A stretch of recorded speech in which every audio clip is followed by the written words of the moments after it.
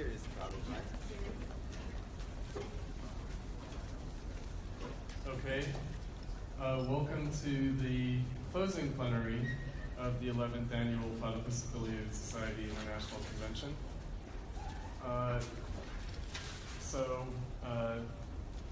In case there's anyone who doesn't already know, I'm Chris Cutrone, and I'm giving a talk on redeeming the 20th century, the theme of the convention this year. And the format for this is going to be that I will present my opening remarks, Richard will respond, and then I will reply to his response, and we'll open it up to a Q&A. Okay, so without further ado, I'll just begin my remarks. Redeeming the 20th century. A senior teaching colleague of mine at the University of Chicago revised the college core syllabus, which he said needed to be brought into the 21st century. What he really meant by this was brought into the 20th century, specifically the late 20th century. But the 20th century was determined by the 19th.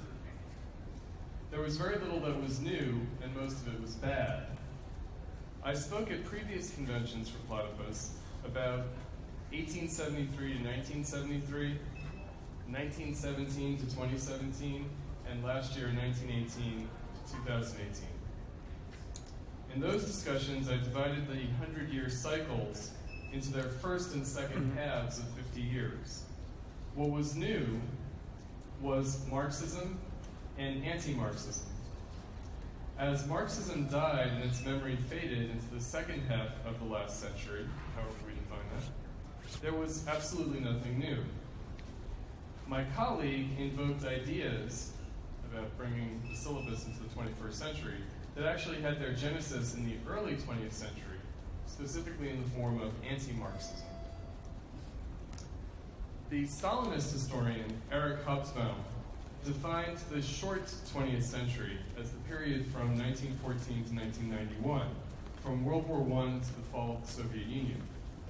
But perhaps the 20th century could be defined not by the catastrophe of World War in 1914, but the failure of the World Socialist Revolution in 1919, which was already prefigured by the capitulation of Marxism in 1914. And the war certainly contributed to not only the crisis and the revolutionary opportunity, but also the counter-revolutionary reality in whose brutality the war continued. 2019 marks the centenary of 1919, which was not the failure of the revolution, as we marked last year in 2018 as a function of both 1918 and 1968, but rather the triumph of the counter-revolution. This year we observed the 100th anniversary of the defeat of the German Revolution in 1919, and the 30th anniversary of the collapse of Stalinism beginning in 1989. It is unclear to me which of these takes priority in my talk now. I therefore want to build upon the last 2 years of anniversaries I have observed in my remarks at the annual Platypus conventions, namely the centenaries of 1917 and 1918, and 50 years of 1968. In my remarks last year, on 1918 to 2018 as the century of counter-revolution, I thematized the issue of the presence of the revolution in the counter-revolution as the converse and complement to the issue of 1917 as the presence of the counter-revolution in the revolution. Usually the 20th century is treated by the left as one of accomplishment. The supposed advances and gains of the 20th century take two forms: the so-called actually existing socialism in the East, in the Stalinist-ruled states of the USSR, Eastern Europe, China, North Korea, Vietnam, and Cuba, and the social democratic welfare state in the West. Today, in 2019, we are faced with what has been evident for the past few years, the reemergence of the legacies of neo-Stalinism and neo-social democracy, both of which are called socialism. In the Democratic Socialists of America and the Momentum movement in the UK Labour Party, we see both tendencies present, neo-Stalinism and neo-social democracy. In the abiding, continuing struggles of anti-imperialism and anti-fascism, including anti-sexism and anti-racism, we find the united front of neo-social democracy and neo-Stalinism. Street fighting, as well as imposed government and para-state civil society, corporate and academic, hate speech code restrictions. This is because, as Trotsky and the Frankfurt School observed already back in the 1930s, the liquidation of historical Marxism after the failure of the world proletarian socialist revolution of 1917 to 1919 was present in both social democracy and Stalinism. They are the twin headstones at the grave of Marxism.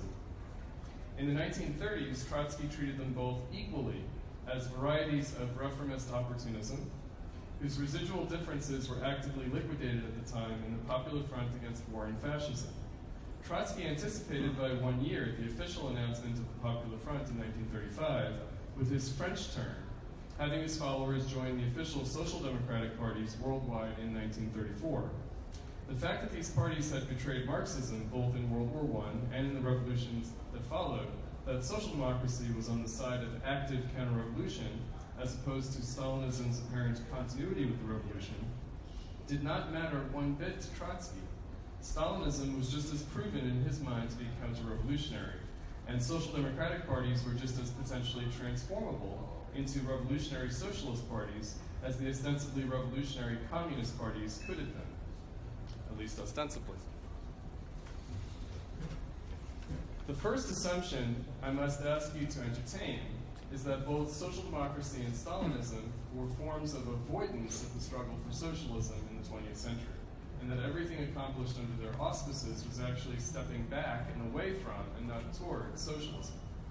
As such, both Stalinism and social democracy represented obstacles to socialism. Here, the anarchists and left communist Marxists would apparently agree. But historically, this was a perspective shared by both the Frankfurt School and Trotsky, both of which must be distinguished from and recognized properly in their opposition to such left communism and anarchism. For both Trotsky and the Frankfurt School represented the memory of original historical Marxism and of its last protagonists, Lenin and Luxemburg, among others. The forms of the liquidation of Marxism in the post-failed revolutionary aftermath of the 1920s and 30s are various, but have continued to endure ever since then. They express the same problems we see on the left today, both in its neo-Stalinist and neo-social democratic guises. These problems are also present in anarchism and so-called left communism. As such, they express not only problems of the left, but the political antinomies of capitalism itself. In this sense, they were not new problems of the 20th century, but rather old problems that Marxism had already addressed and at least theoretically overcome in the 19th century. At least Marxism had appeared to have overcome these problems, I should say. This is the reason for Platypus's emphasis on the pre-World War I Marxist history, to find the sources for 20th century problems that were originally obvious to Marxists historically, but in the meantime have become obscure, elusive, and intractable today. While it would seem that history proved in fact that the old problems had not actually been overcome by Marxism, such a perspective would assume that we somehow know better today, that the 20th century had provided lessons that have been learned, even if some anarchists had already warned of them in the 19th century. So it is incumbent upon me in my defense of and advocacy of Marxism to prove otherwise. The question of the potential redemption of the 20th century hinges on the question of historical progress. If progress has been made since 1919, then no redemption of the 20th century is really necessary. We can simply build upon past practices in the present and proceed accordingly. So the issue of redemption is actually based on the reverse evaluation, that the 20th century did not progress beyond the original issues of historical Marxism, and indeed regressed below it. This was the assumption of both Trotsky and the Frankfurt School in the 1930s. They regarded the problems of Stalinism and social democracy as repetitions of past problems that Marxism had already consciously processed in its history before World War I. The left has tried to preserve itself through appropriating past history in a certain way. The paradox, actually a contradiction, is as follows. On the one hand, the left treats itself as independent of the dominant society in capitalism. thus treating the society it seeks to change as outside itself, perhaps treating the presence of capitalist society within itself as an outside contagion that must be fought against and expelled. On the other hand, the left claims the supposed progress of society in the 20th century as its own, as the result of its own doing. But this is the way capitalist society always grasps itself, as an autonomous subject trying to take hold of an extrinsic object. Originally, by contradistinction, Marxism characterized itself, whether it called itself communism or proletarian socialism, as, quote, the actual self-consciousness of the real movement of history. Both Stalinism and social democracy, that is, reformist revisionism, followed original Marxism in this, by identifying themselves with the real movement of history. The problem is that history and its movement in capitalism is self-contradictory, and is thus non-identical with itself. So in identifying oneself with history, one inevitably falls into a partial, one-sided, antinomical perspective that privileges some aspects of historical movement over others. The left thus leaves itself at the mercy of capitalism and is merely tossed about in the Sturm und Drang of its contradictions and historical changes. When one looks soberly and honestly at the actual history of the action and thought of the left, Stalinism and social democracy, as well as anarchism and left communism, and liberalism too, in the 20th century, one finds it always on all sides of all issues. The left, in one form or another, has variously justified and supported in certain moments of history, even imperialism and fascism. It has been pro-imperialist and anti-imperialist, pro-fascist and anti-fascist, revolutionary and counter-revolutionary. The actual history of its violent vicissitudes is hence forgotten, repressed. The way this is done is to resolve history by ironing it out and rest content that through it all progress has been made in the end. That is, until the next historical shift of capitalism unsettles history once again, throwing progress into doubt. I have raised one set of antinomies already, namely anti-imperialism and anti-fascism, the subject of a prior convention talk that I gave in 2011. There are many others. For instance, parliamentarism, electoralism, as opposed to extra-parliamentary activity, or the battle of the ballots versus that of the streets. There is also anti-exploitation versus anti-oppression, or socioeconomic class versus race, gender, and sexuality. In the time of the historical origins of Marxism, there was also social versus political action, the debate which broke up the first International Working Men's Association in the original split in socialism between anarchism and Marxism. There is also the antinomy of political and economic struggles. What one will find today is that all tendencies on the left are actually riven by such divisions, still. For instance, all these oppositions are present in the DSA and in labor's momentum movement. This shows that the 20th century is still with us, as is indeed the 19th century. That is actually cause for hope. The fact that such antinomies still beset the left shows that the problem of capitalism, as Marxism originally understood it, has not been overcome. If only we can continue to recall it. These antinomies must be regarded properly as forms for the social and political movement of capitalism itself. Capitalism is internally divided and destroys itself periodically, only to reconstitute itself again through its characteristic social and political struggles, whether between classes or nations, etc. So the first task of redeeming the 20th century would be to recognize properly that the only progress made was progress in capitalism, namely, actually the regression from socialism, at least as far as the political struggle for socialism, as Marxism originally understood it, is concerned. Hypothetically, the perpetuation of capitalism also means sustaining the possibility for socialism. The only question is how this potential possibility is manifest and grasped in theory and practice. There we can observe an obvious regression in political potential for socialism from the early 20th century to today. Unless, that is, we assume that the election and policies of socialist Democrats and laborites and/or demands of those engaged in street fighting or guerrilla warfare immediately promise the achievement of socialist revolution. which I think we have reason to doubt. The mid-20th century is not about to be repeated. Indeed, the implementation of what would now be considered socialist policies by either elected officials or leaders of political revolutions in the 20th century can be considered today as part of the history of capitalism, the history for whatever potential for socialism exists concretely in the world today, which is, after all, how Marxism originally addressed capitalism to begin with. Capitalism is the possibility and necessity for socialism. Towards the end of his life, my old professor, Cutrone, raised the specter of history oscillating between liberal and authoritarian state-centric forms of capital.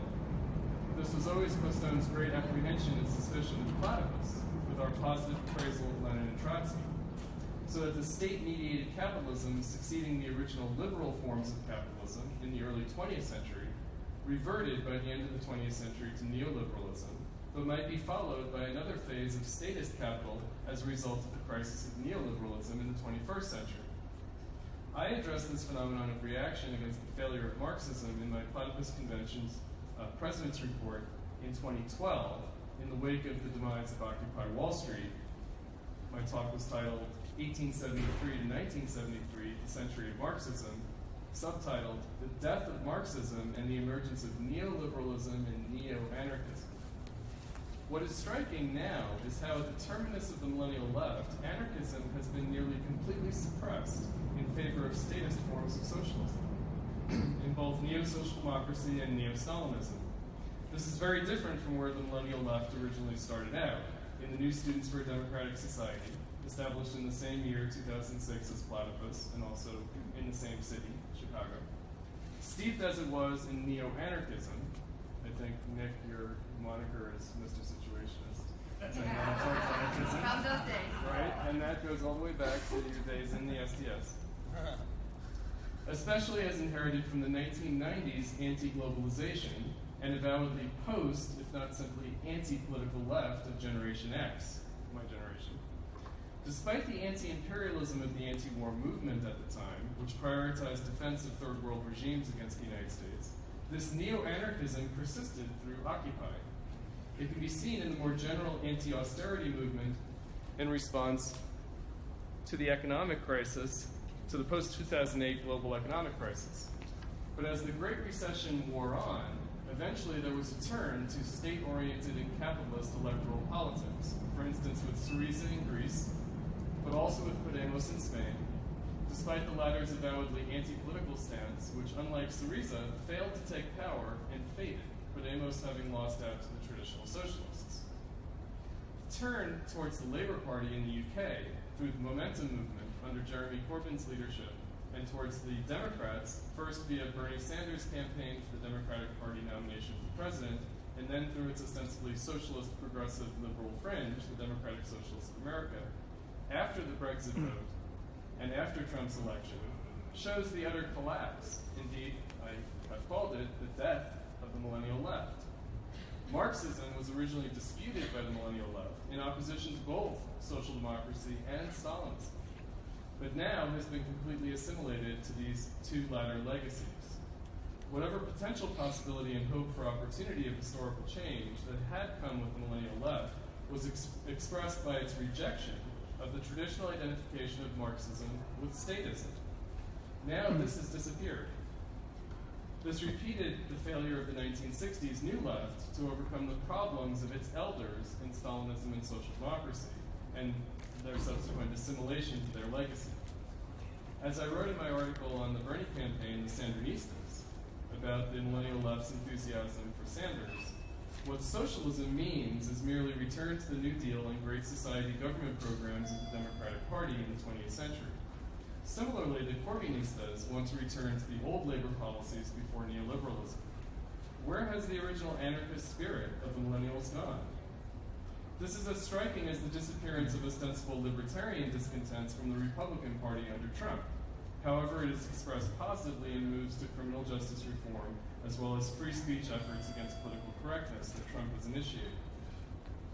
Trump remains the central phenomenon of our time, however shadowed by militant neo-social democracy and neo-Stalinism in response to him. The crisis of neoliberalism will deepen before it abates. Be aware of that. It's not over yet. It's going to continue. In any case, the center of action remains the state.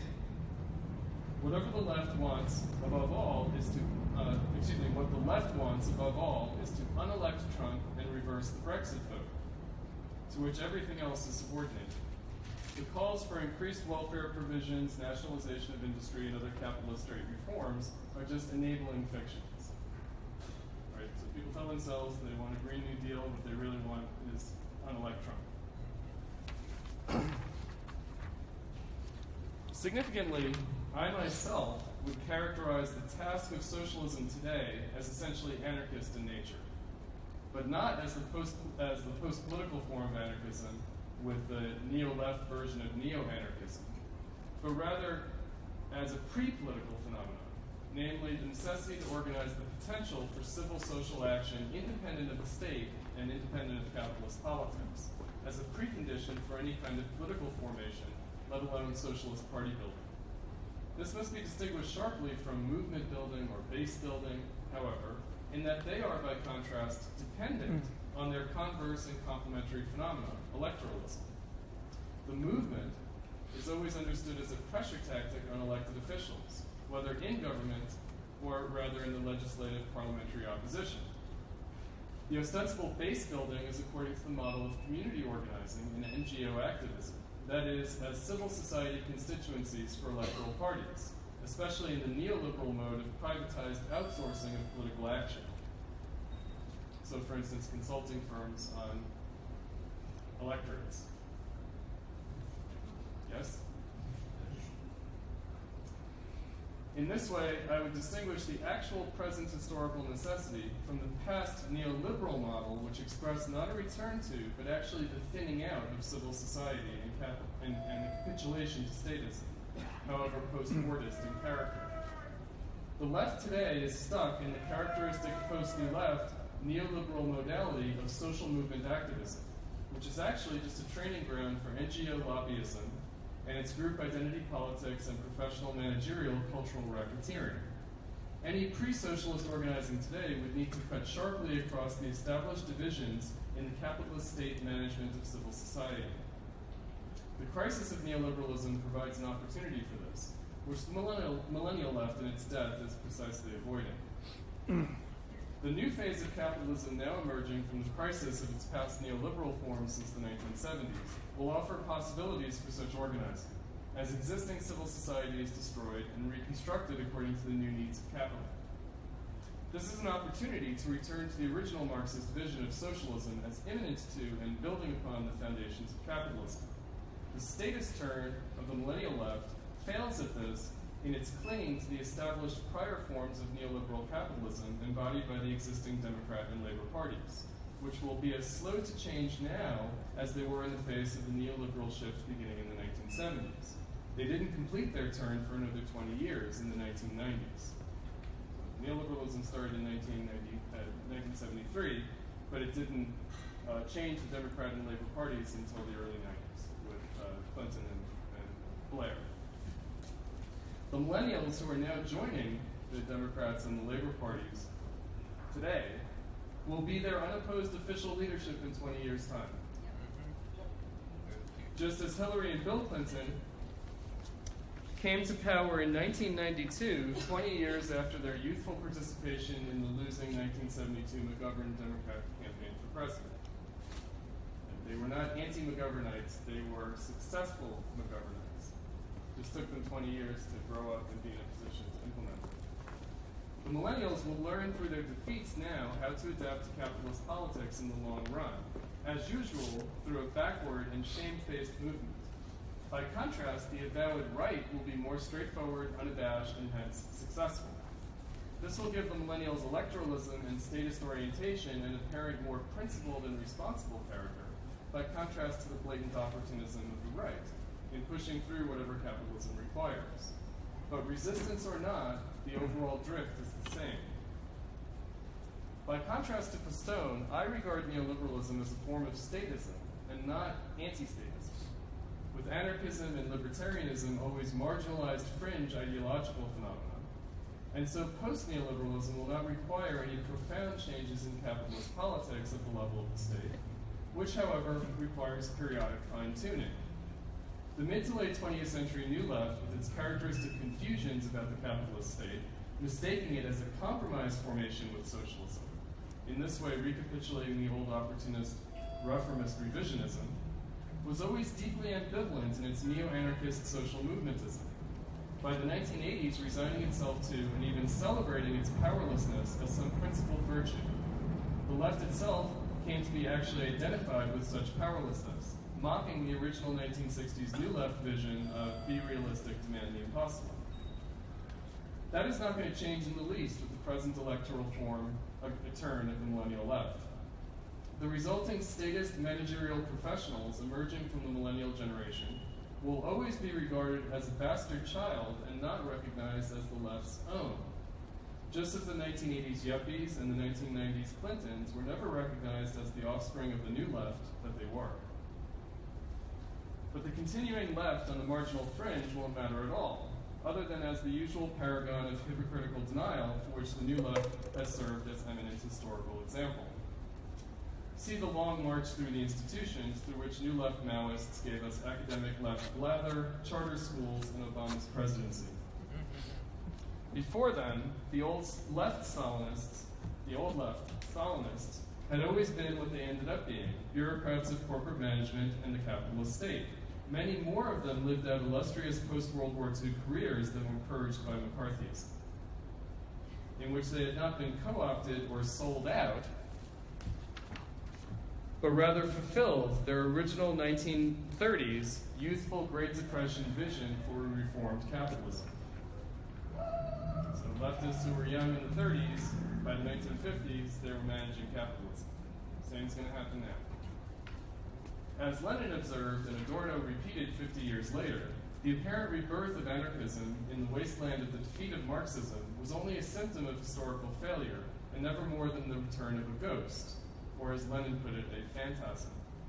But the ghost was not actually of anarchism itself, but rather of what Marxism originally had been, the effective union of social and political action. That the historical mission accepted by Marxism became divided between, on one hand, the reduction of politics to statism, and on the other hand, the reduction of social freedom to capitalist anarchy, is the symptom that must be worked through towards any possibility for socialism.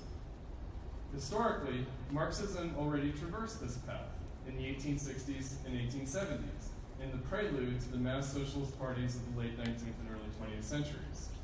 Marxism emerged ascendant and anarchism diminished in the 1880s and 1890s, and the Second Industrial Revolution expanded the ranks of the proletariat and of socialist politics internationally through the Second or Socialist International, as the geopolitical order of capitalism found new players in the rise of Germany, Japan, and the United States, and the older 19th century British and French socialist traditions were taken up and subsumed by Marxism. At the same time, Bonapartist states in the industrializing countries led capitalism into a new and even greater era. The freewheeling Gilded Age saw the most massive quantitative transformations in the history of civilization. The Second Industrial Revolution of the late 19th century resulted in mass socialist parties unprecedented in world history, and within one generation, they were prepared to take power. This produced what Luxemburg and Lenin regarded as a welcome crisis of Marxism, which they took as opportunity to clarify the tasks of the revolution. We are nowhere near such a condition today. Indeed, the question of the meaning of socialism is being suppressed through its advocacy. Precisely when everyone is claiming to be socialist, its memory is being buried. Socialism currently is being not constituted, but liquidated.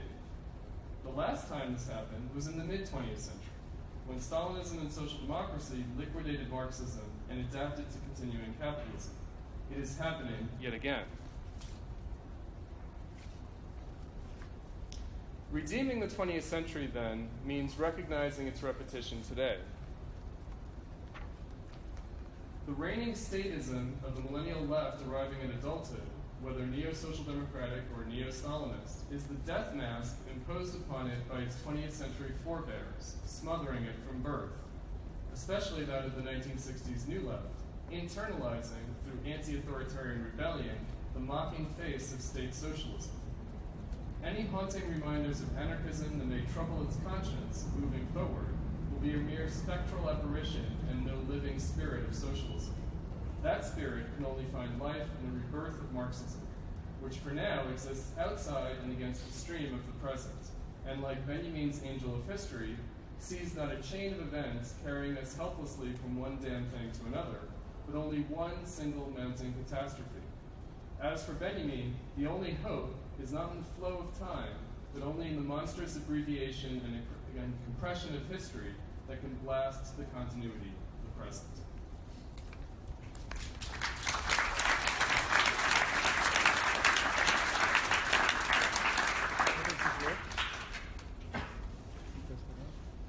Yes. I don't have any prepared remarks. Chris sent me his comments a few days ago, so I knew more or less what he was going to say. So I'm here perhaps in an odd capacity. I mean, I often joke that I'm an anti-pedagogue in Platypus, and to some extent, I often find myself. I often joke that I'm sometimes an anti-pedagogue in Platypus, and that sometimes my role is to push back or be oppositional or a counter voice to Chris. So this to me feels like a continuation of a conversation from last year's talk about the century of counter-revolution. It was last year? Yeah, last year. Which was, I think, Chris's presidential speeches, the ones I most had difficulty with. And anyway, but before I begin, I was going to mention two anecdotes to sort of set some, which may not seem quite relevant to my theme, but are sort of related to setting an emotional tone. The first anecdote is that a few weeks ago, I went with a friend to a conference at the University of Massachusetts on remembering the Holocaust and the Nakba, but remembering them together, a kind of dual memory. And there's a book about it, and I looked at the book. And the book annoyed me in predictable ways, and I was dreading it. But when I got there, I wasn't annoyed. Instead, I experienced a deep melancholia when I heard people talking, and I was trying to understand the source of my melancholia because the motive for what was being done was a kind of humanistic engagement with the memory of suffering of the other. And what I found myself realizing was a kind of paradox, that this exercise in, let us say, decency and recovering memory and insisting on memory and recognizing suffering felt to me paradoxically like an obliteration of history, because it felt to me like an obliteration of political possibility, in that, perhaps unintentionally, but I would say in the deepest sense intentionally, it naturalized these two national traumas. So I went with a friend who's like about 80-ish, maybe early, I don't know exact age. She comes from a radical Jewish, Yiddish background. She has sort of rad lib politics. She's the sort of person who, if she were 50 or 60 years younger, might join Platypus. But intelligent, and she went through the New Left experience and so forth. Her father was a Trotskyist, I think I said that for a while. And I was trying to explain my reaction, and I found that I couldn't. I found that it was almost impossible to express and to be understood what I was pointing to. That was the first anecdote, right? It's not a direct political lesson. Explain the Nakba. Oh, the Nakba is the Palestinian name for it means the catastrophe. It's the catastrophe of the dispossession of the Palestinians by the creation of the State of Israel, which again is in a relationship, often seen in relationship to the Holocaust, which is the now standard name for the Shoah, for the mass genocide of European Jews. Sorry, I thought those terms were common. So the second anecdote is from a book about a philosopher, Lucien Goldman, who's known to many of you, Romanian Jewish French philosopher whose work I admire a lot. And it's from the preface to the book. And the preface is that Alan Bloom tells an anecdote, I don't know whether this is true or not, that towards the end of his life, Lucien Goldman said to him that he felt so proud that he had lived in 1968 to see his 9-year-old son throw a rock through the window of the shop, right? And Alan Bloom is like, here is this, great Central European scholar, and he's saying this sort of idiotic thing, right? And this tension, and then the author of the preface, whose name I've forgotten right now. In Paris. In Paris. Right. In Paris. Lucien Goldman was, not a young man at this time. He was of a more like Adorno's generation, a bit younger. I think he was born in 1913. So and then the author takes Alan Bloom to task again. The author, I think the author of the book, Mitchell Cohen, takes Alan Bloom to task and says, well, of course, Lucien Goldman, according to Alan Bloom, should have become a neoconservative, right? And I felt like here is this like sadness again, sadness about the way that a subtle thinker ends up adopting a way of thinking that is profoundly crude, and that the alternative to that seems a kind of neoconservatism, which then is sort of stomped down by a kind of liberal thought taboo, right? That's the second anecdote. So to get into the meat of the discussion, so a while ago there was a teach-in in New York, and the title of the teach-in was what does it mean to be a Marxist in the 21st century? Some people were here with, and I gave this.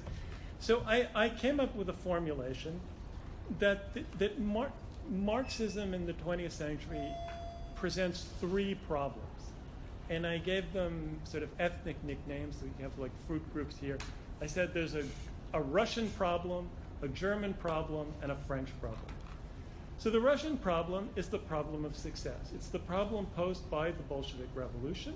It's the problem, or the fear, that if a revolution is successful, that if the act of resistance, if the act of overcoming capitalism, can lead to tyranny.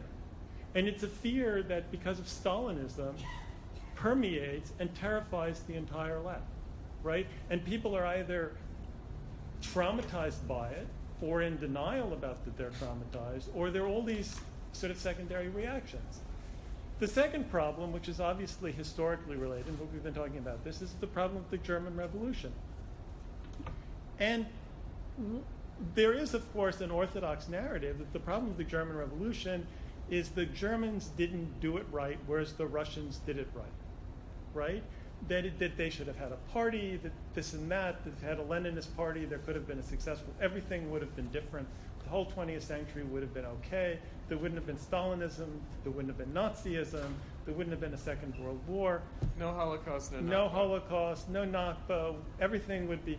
And the problem is that the more one looks at that, you have to think like, is that, it's kind of like when the Patrick Quinn on the panel said, well, there are some bad apples, right? Germany presented precisely the conditions which one would have thought a successful socialist revolution would be possible, right? And one still has to ask, even if that failed, and even if it failed to the betrayal of the Social Democrats, one always has to have in the back of one's mind, the question, did it fail because of the party? Did it fail because of the leaders? Or was it rather the working class itself that betrayed socialism, right? There's a way in which, if you live for decades in the United States, where, we haven't experienced fascism. We haven't experienced the Socialist Party that betrayed socialism, right? The obstacle to socialism is the inability of any significant numbers of people to even accept the idea that there should be socialism, right? So that's the German problem. So the German problem is the opposite of the Russian problem. The Russian problem is the fear, if you succeed in overthrowing capitalism, of expropriating the bourgeoisie, maybe you will create a tyranny worse than the one you were fighting against. Maybe the desire for freedom can be transformed into the opposite. Maybe it wasn't that the Bolsheviks were power-mad people, but that the Bolsheviks who really wanted freedom then accidentally created the Gulag. That's one fear that haunts Marxism. And the other fear is maybe people themselves can't be persuaded to be free. Maybe people are afraid of freedom, right? Maybe the German working class really wanted Nazism. They didn't want Rosa and Karl, right? I'm presenting the arguments against Marxism because these are the problems that Marxism faces. This is the underlying structure of the argument against Marxism that Marxism is constantly coming up against and justified. And then the third argument is what I would call the French problem, right? Which again goes to this question of the difference between a post-war and a pre-war reality. So, whereas the German Revolution can plausibly seem as potentially posing the question of revolution in an advanced capitalist society, I don't think France in 1968 can ever really be seen that way, right? It's an illusion to believe there was a revolution. The Sparks have all these pamphlets about how it was betrayed, and it's like, but there really wasn't a revolutionary crisis. But nevertheless, something profound happened around that time, right? But it's a transformation in the nature of bourgeois or capitalist society and the nature of the left. And the transformation of the nature of the left is a kind of inner doubt about the question of the validities of Marxist categories to analyze society, but at the same time that there is this kind of anti-Marxism implicit in that movement, of this kind of postmodern movement, the kind of movement to identity politics. There's something about the nature of society and this kind of critical thinking about it that leaves people with this kind of bad conscience about Marxism. So the kind of Marxism then that one largely has inherited for the last couple of generations becomes a Marxism that is itself deeply imbued with anti-Marxism, that is tormented and denies its own torment, right? So that whereas the early part of the 20th century appears to have this kind of tragic character, or the middle part of the 20th century appears to have this sort of existential nightmare quality, the last part of the 20th century, which has given us a lot of the background of the left we encounter, is one of a kind of steady moving away from Marxism that never really escapes its gravitational orbit, but doesn't know what to do with that. Because the further a kind of postmodern critique of Marxism moved away from Marxism, the emptier and more vapid it became. And I think in the 21st century, I think that that's a lot of what we see. So I want to get, last year Chris had this phrase about the century of counter-revolution. So some points, and then Chris can respond. So I have never been happy with, I've never really been quite happy with the phrase the left is dead. I won't get into that. I've never been really happy about the 1917 to 1919 moment as defining the moment at which the 20th century failed to turn. And I've always felt that the 20th century in Platypus is seen as a kind of pedagogical obstacle. That it's easier to explain the 19th century and to point to the 19th century and to regret the 20th century. And finally, I want to go back to 1989, where I feel a slight vindication, because for a long time, I've been harping on the significance of 1989. And I think there's a direct significance of 1989 for Platypus, because it played a fundamental role in my and Chris's politicization. And we are very weird, or I'm very weird, maybe, in that I think that we are maybe perhaps the only two people on the planet, the only two people that I've really met who became radicalized by 1989, not de-radicalized. And it's the fundamental thing that we have in common. But the other thing I was going to say is, and this... We did it to each other. Well, maybe we did it to each other. But, well, again, like, it's part of the sense of feeling that response is not crazy, because at least there's one other person who's crazy, so maybe one is sane. And then now there's a room of people whom one can say that to. So I believe, I believe that Platypus is actually a post-1989 phenomenon. And I've affirmed this for a long time. Do not believe that Platypus could have been possible before 1989. I think that the existence of Stalinism in a particular form that kept frozen the 20th century would have made possible the kind of critique of the 20th century. Now, Platypus didn't originate in the 90s, right? Two people having conversations, or I don't know when you guys came in. 2009. That was like, right, around the turn of the century, right? That wasn't the founding moment of Platypus, so there's a delay. I also think, and again, this is that there are new things about the 20th century, bad new things, and bad new things that are not fully understandable, even with the intellectual tools we have. I mean, I'm known, in Platypus as the defender of some kind of Trotskyist orthodoxy. I think one has to ask whether Trotskyist analysis of Stalinism, which I consider the best available theory of Stalinism, is really adequate to its object. And in particular, I would flag the question of whether Stalinism is really simply explicable in terms of Bonapartism, right? I think that's a complicated question, and I think that one has to ask, like the question here is about redeeming the 20th century. So to me, redemption is a religious category, right? God can redeem us.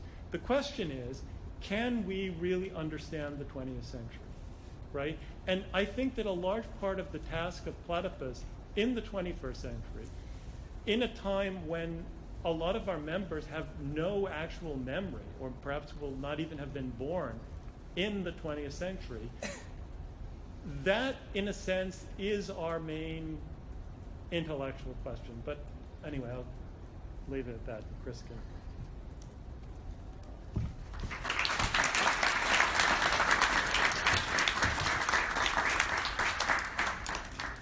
All right, so I suppose that considering that this is the convention and not merely a public conference of Platypus or public event of Platypus, but rather our members' convention, maybe I'll start by replying to the question of whether Platypus was possible before 1989. That question. It's a tricky one. Whether it was possible, whether it was necessary, but let's think about its possibility. It actually goes back to the question of the Spartacist League and Adorno and the Frankfurt School and Trotsky, if you will. Meaning, were they doomed by the overwhelming force of Stalinism?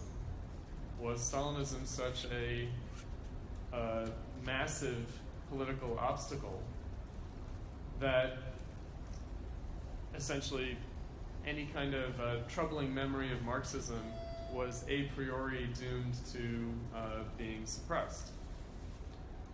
We're living through a time, of course, when, or at least Platypus was living in a time, I'm recalling now a historical materialism conference that several of us attended at Toronto in, what's the university? York University in Toronto, where some South Indian Marxists who were Maoists complained that the entire conference was Trotskyist. In other words, the complaint at that time was that Trotskyism had some undeserved hegemony, at least on the intellectual left, but also perhaps on the activist left. So that's quite different from now when we experience that at least the version of Trotskyism expressed at the Historical Materialism Conference and predominant in activism, namely the Cliffite kind of pseudo-Trotskyism, quasi-Trotskyism, was the predominant form, that has, in fact, dissolved in the United States. The ISO has dissolved. And the SWP is radically reduced in the UK. So that's changed, right? And Maoism seemed in the wilderness and now seems kind of topical in a strange way. So I would say in a peculiar way the return of Stalinism, which I see as a kind of distorted liberalism, right? That in other words, people feel that to be a liberal now one has to be a socialist. So I heard this guy, the guy was here, like I was listening to him, I thought, oh, the DSA, like 40 years ago would have been Americans for Democratic Action, and now it's DSA. But it's like, okay, so you're liberal Democrats, fine. And I feel like in a peculiar way, Stalinism now appeals to people as a way to social democracy. And I think that in a way the decline of Trotskyism is tied to the way the New Left took over Trotskyism. Let me finish my thought, which is to say, a lot of Trotskyism in the world was massively demoralized and soon liquidated after 1989. So, for instance, Mandelite Trotskyism, which was the dominant form of Trotskyism for many years, suffered a steep decline after 1989, whereas groups like the ISO or the SWP in Britain, they felt vindicated by 1989. And they, in a sense, took over that ecological niche of Trotskyism on the activist left. Well, they actually took over the ecological niche of Stalinist parties, ultimately. There's that too, right? So, in other words, to get back to it, this question of the possibility and impossibility of Marxism after 1989, that we'd have to say that if it seems more possible after 1989, and we mean that in a way that's different from the way the ISO meant it, because the ISO certainly touted that. In other words, now that Stalinism is gone, we have the chance for real Marxism, real socialism. And I think the AWL carries on with this in the UK, that they're kind of celebrating, if I'm not mistaken. Do we have some of my UK members? Right, they're celebrating 1989 as like a breakthrough of human freedom. Right. That now, the witch is dead, right? It's like that kind of idea. The ISO tweeted, and this year they tweeted or posted glorious events from the 1989 uprising. They did. Yeah, how ironic. Yeah. Right before. Yeah, because we're not even. We're only in the first. I think we're just out of the first quarter of 2019. So that's my main caveat with the idea that Platypus wouldn't have been possible before 1989, and that therefore Platypus is a post-1989 phenomenon. Because it would seem to be too tied to the idea of, in a sense, taking for granted or kind of naturalizing the political force of Stalinism. Now, the other side of that, however, is what Richard just mentioned about the opacity of the 20th century. In other words, that there are these new things from the 20th century that are perhaps bad, but more importantly, hard to understand, right? Difficult to fathom. So what that means is that in terms of our kind of debate, if you will, my apparent desire to forget the 20th century would appear to be just an expression of pure repression. In other words, that there's something deeply imponderable and problematic and troubling about the 20th century, and my desire to forget it is just a kind of a repressive wish. And that Platypus has to deal with that, given the fact that that might be, at least in part, what motivates and makes possible the project. Right? So we wouldn't want to leave our own foundational assumptions unexamined in that respect. Yeah. You want to get questions?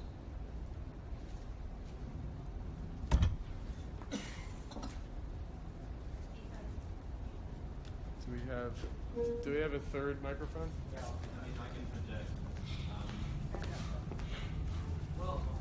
So I actually thought this.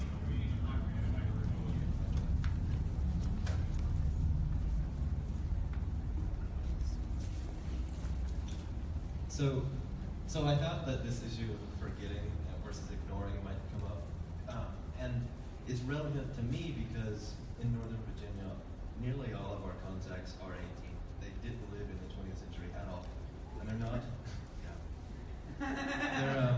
They're not burdened with a memory of what was so tragic of the century we keep referencing. They don't think of it as the history from the slingshot to the atom bomb and entire generations thrown into discard. They don't really think of it in terms of that at all. They can reach back to highlights that they're proud of. And so I wondered if maybe we could hear from Richard, but what is forgetting the same thing as redemption? Or do we need to, wear a rubber band and constantly remind ourselves of the pain and trauma? I don't know. Well, I don't think that Chris wants forgetfulness in that sense. Obviously, Platypus as a project depends upon historical memory. And I don't want memory in the sense of just a memory of pain. I mean, that was the point of my original anecdote. Or melancholia. Right, about Holocaust and Nachba. I mean, these are people who are trying to remember. It's not that it's what they are not thinking about that is in the part of the condition of the historical conditions that gives rise to the memory. So it's easy in a sense to think about the 20th century and to remember pain or to look at highlights. I do think that there has to be a kind of broad thinking about the overall structural questions of the 20th century. And I do think that central to the 20th century is the problem of Stalinism, at least for socialists, right? That and the most of the ways that the left approaches that question seem to me, and have for a long time, evasions.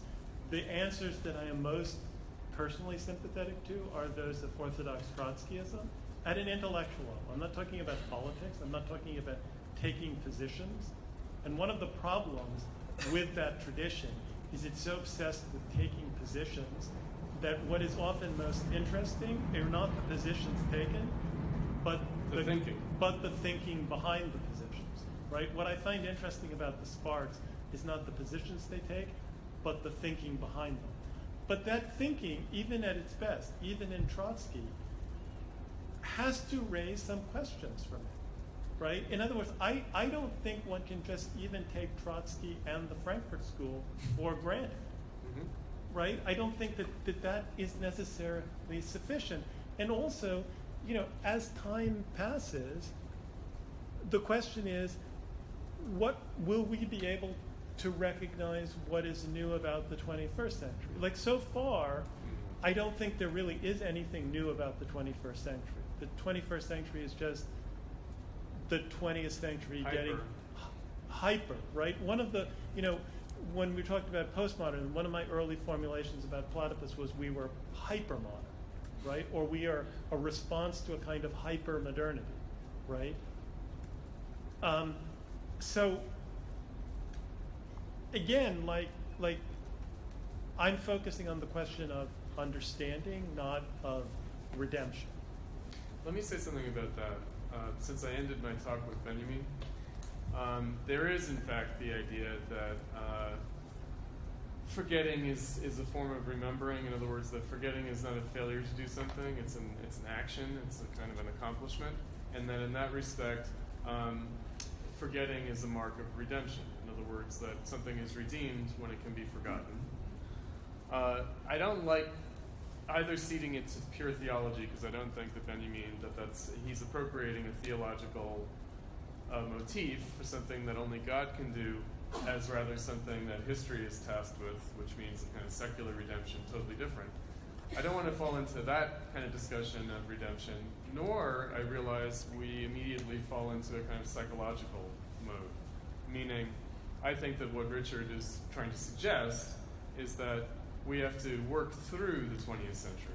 And working through the 20th century means... That's a good formulation. Mourning the 20th century. Can we mourn it? And in some ways, we might say that, the 20th century can only be mourned when we achieve socialism, right? It can only be properly mourned when we actually achieve socialism. Now, by the way, that's exactly Rosa Luxemburg's perspective about the 19th century in 1919 in her last writing, Order Reigns in Berlin. She basically says, look, what is the history of proletarian socialism? It's the dance of bloody shadows without number. Right? Yep.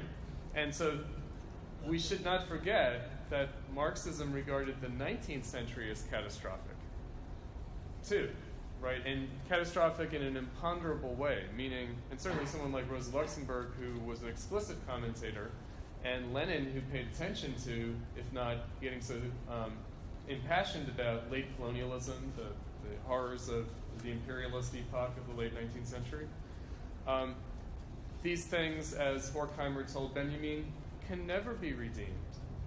They can never be redeemed. In other words, you can never say the price the world had to pay for socialism was the Belgian Congo, let alone World War I or the Holocaust or World War II, right? You can't say, okay, this is the price we pay for socialism. These are unredeemable, completely unredeemable things. They contribute not one bit to socialism, not at all, zero. I think that in the discussion on philosophy last summer, Richard raised another anecdote. He's good at anecdotes, it's good. He said, what is the Holocaust from the perspective of Hegel's philosophy? And I had to say, nothing. In other words, Hegel's philosophy is not concerned with crime, no matter how massive the crime. In other words, there's no historical necessity to the Holocaust whatsoever, any more than there was to late colonialism of the imperialist epoch, World War I, World War II.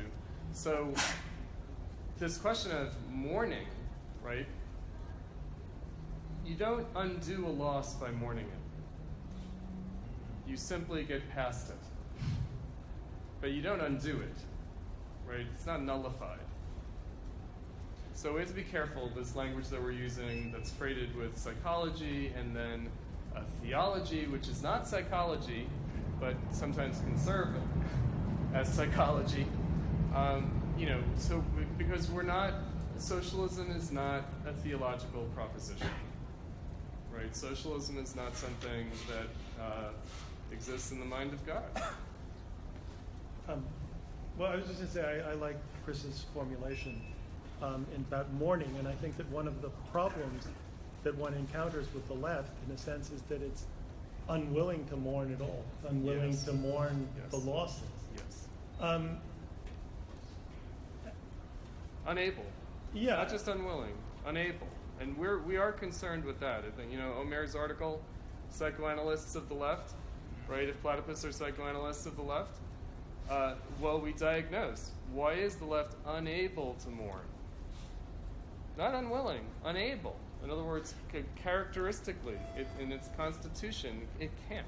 So, sorry. So just two things. One is that a while ago I read a book about Spartacus, not the German Spartacus, but the original Roman slave revolt. And it sort of got me thinking about this sort of curious migration of a name, right? There's this Roman slave revolt, then there's this German leftist party in the early 20th century, and then there's a Trotskyist sect in the late 20th century. You know that Marx himself said that Spartacus was his favorite figure from classical antiquity. Marx himself, so it doesn't have to wait on Rosa Luxemburg. She was even an original in that. Well, okay. I mean, it's. I mean, again, it would have been a kind of common reference for a lot of people, but so I was thinking, you can't, the question of possibility, right, is raised, right? Really, if you think about it objectively, the original slave revolt, it couldn't have succeeded, right? There's a heroic quality to it. One admires it, one honors it, but it didn't represent a historical possibility for the abolition of slave society, right? And we can discuss why that is.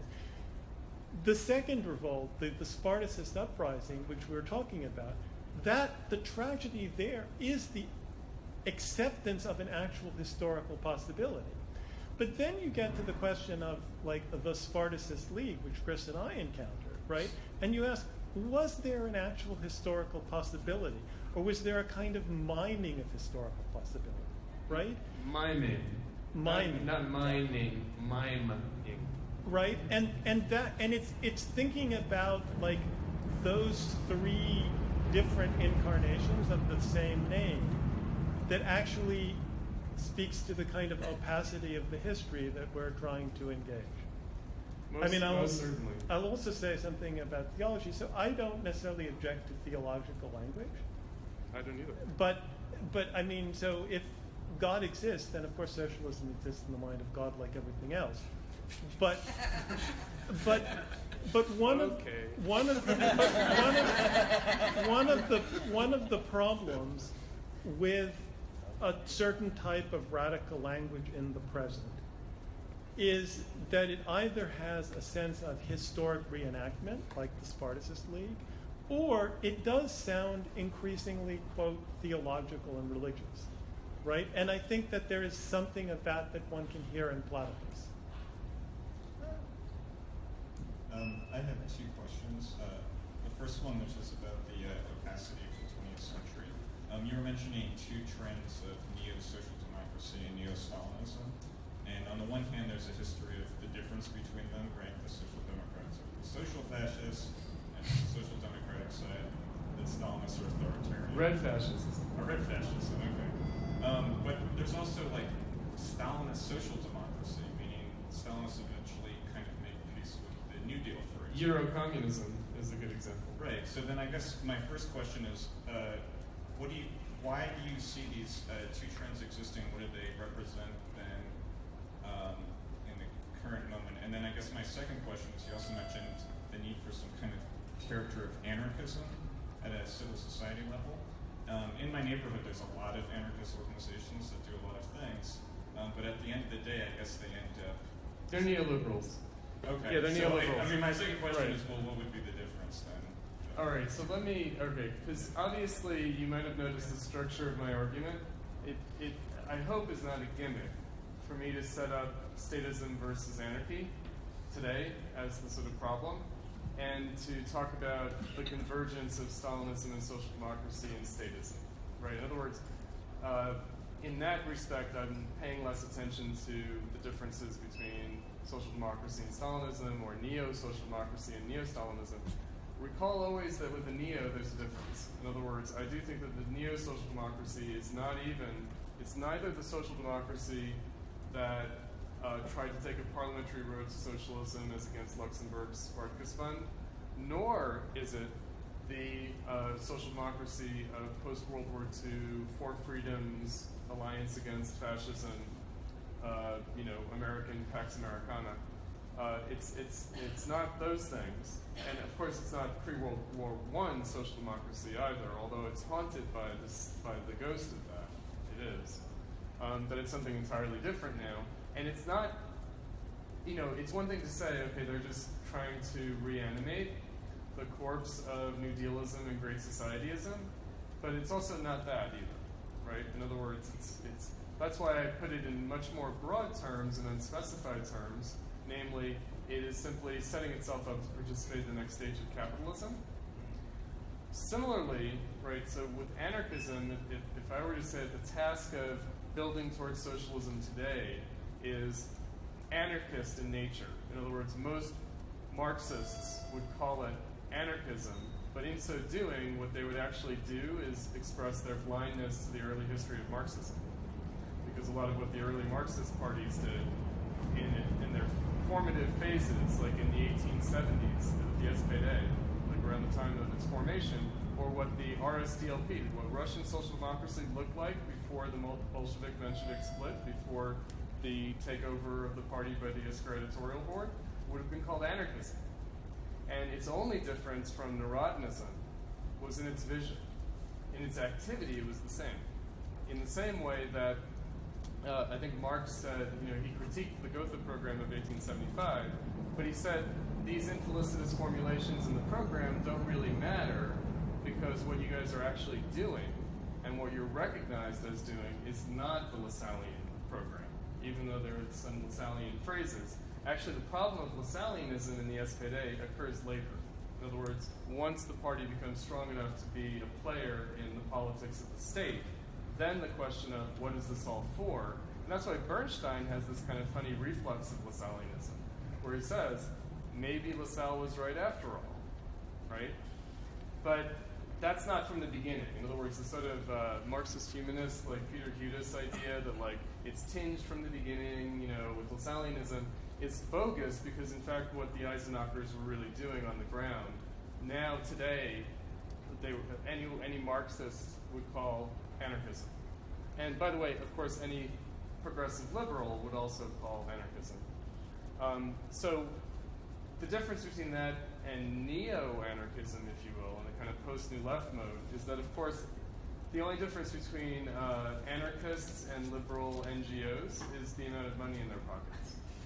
Meaning, if you're super scroungy, you're an anarchist. If you got some money, you're a progressive Democrat. So I agree with what Chris said, but I wanted to highlight something which I've actually talked about with Chris. So, you know, we talk about these generations, and generations of leftists don't just spontaneously spring up from their own historical experience.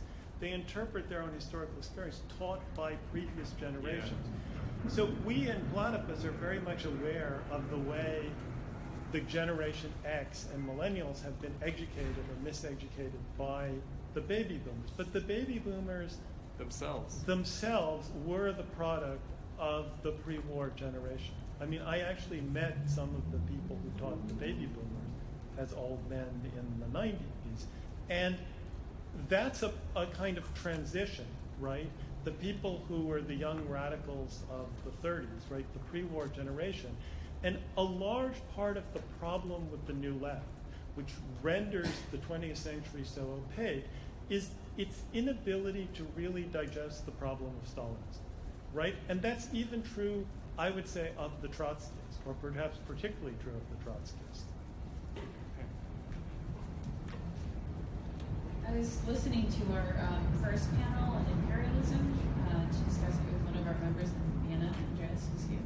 And I was struck by Danny Postel's comments, which were so much about this question of 1989, actually, as a moment where there was such a deep disorientation that the reorientation was also possible. So we're sort of reading it dialectically in this way.